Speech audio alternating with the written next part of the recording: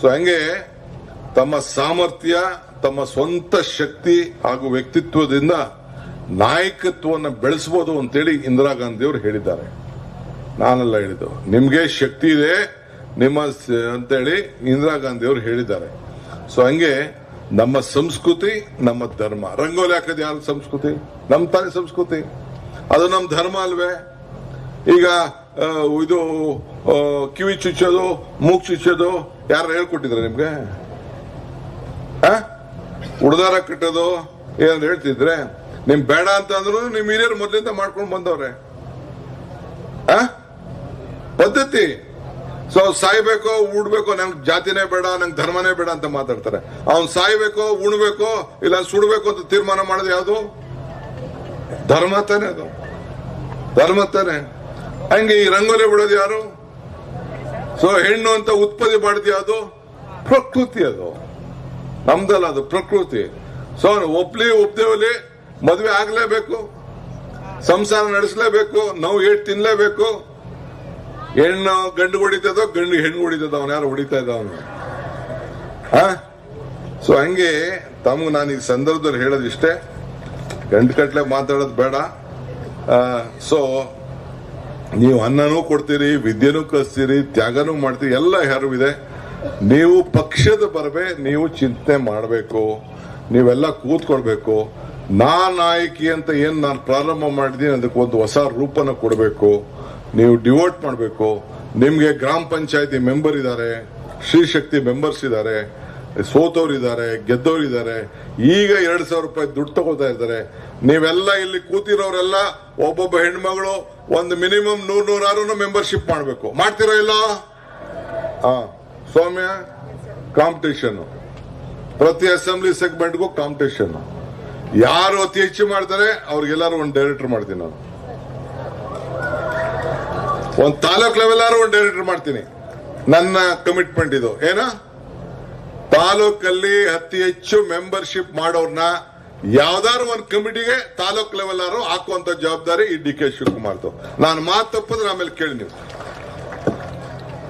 ಈ ಅಗ್ರಿಮೆಂಟ್ ನಮಗೂ ನಿಮಗೂ ಇಲ್ಲ.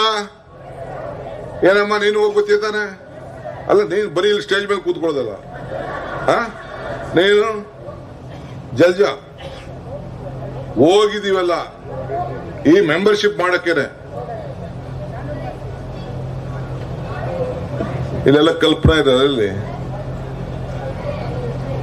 ಎಲ್ಲರಿಗೂ ಹೇಳ್ತಾ ಇದ್ದೀನಿ, ಒಂದೊಂದು ವಾರ್ಡ್ ತಗೊಳ್ಳಿ.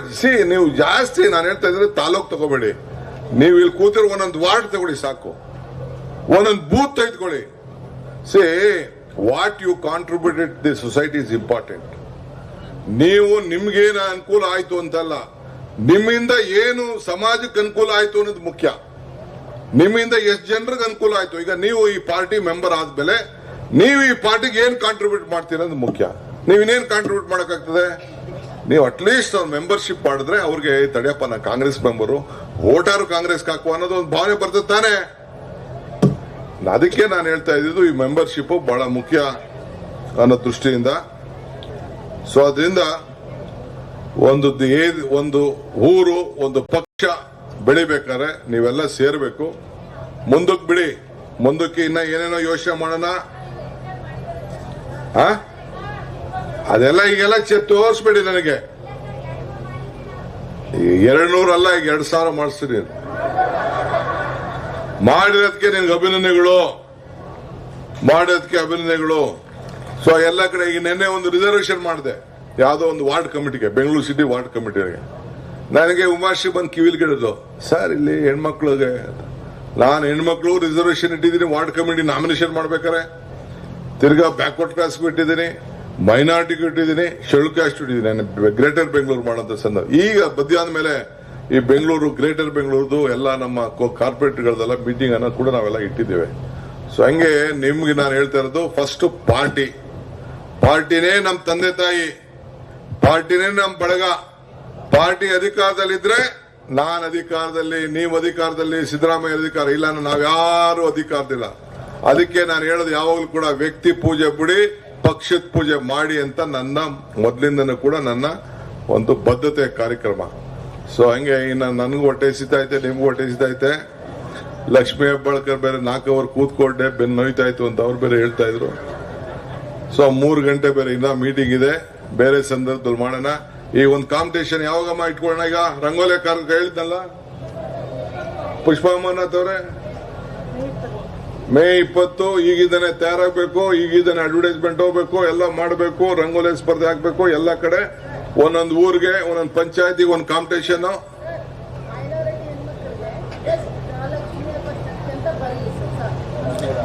ಯಾರೋ ಅವ್ರು ಬರೀತಾರೆ, ಖಂಡಿತ ಎಲ್ಲರಿಗೂ ಕನ್ನಡ ಎಲ್ಲರೂ ಬರ್ತಾರೆ, ಅವ್ರ ಭಾಷೆಲೇ ಬೇಕಾದ್ರೆ ಬರ್ಕೊಳ್ಳಿ. ಸೊ 28th ರೆವಲ್ಯೂಷನ್ ಡೇ ನಿಮ್ನ ನಾವು ಅಧಿಕಾರ 20ನೇ ತಾರೀಕು ಅಧಿಕಾರ ತಗೊಂಡ್ವಲ್ಲ ನಾವು ವಿಧಾನಸೌಧದಲ್ಲಿ, ಇದರಲ್ಲಿ ಸ್ಟೇಡಿಯಂ ಅಲ್ಲಿ ಬಂದ ತಕ್ಷಣ ವಿಧಾನಸೌಧದಲ್ಲಿ 5 ಗ್ಯಾರಂಟಿಗಳನ್ನ ಇಂಪ್ಲಿಮೆಂಟ್ ಮಾಡಬೇಕು ಅಂತ ಮಾಡ್ದು. ಅದು ಆಚರಣೆ ಆಗ್ಬೇಕಲ್ಲ. ನಮ್ ಸರ್ಕಾರದ ಅಧಿಕಾರಿಗಳಿಗೂ ಪರವಾಗಿಲ್ಲ ಕಣೆ, ಅವರು ನಮ್ಗೊಂದು ನಮಸ್ಕಾರ ಹೇಳೋರೆ ಅಂತ ಆಗ್ಬೇಕಲ್ಲ. 52,000 ಕೋಟಿ ಕೊಟ್ಬಿಟ್ಟು ಜನ ಉಗಿಸ್ಕೊತಾ ಇದೀವಲ್ಲ ಬಿಜೆಪಿ ಅವರು, ಅದಕ್ಕಾದ್ರೂ ನಮ್ಗೆ ನೆಮ್ಮದಿ ಆಗ್ಬೇಕಲ್ಲ. ಇದನ್ನ ಮಾಡಿ ನೋಡೋಣ, ಭೇಟಿ ಮಾಡೋಣ. ಅದಾದ್ಮೇಲೆ ಯಾರು ಬೆಸ್ಟ್ 224 ಕ್ಷೇತ್ರದಲ್ಲೂ ಮಾಡಿದ್ದಾರೆ ಅವ್ರನ್ನ ಕರ್ಕೊಂಡ್ಬಂದು ಇಲ್ಲೇ ಸನ್ಮಾನ ಮಾಡೋಣ. ಎಲ್ಲರಿಗೂ ನಮಸ್ಕಾರ.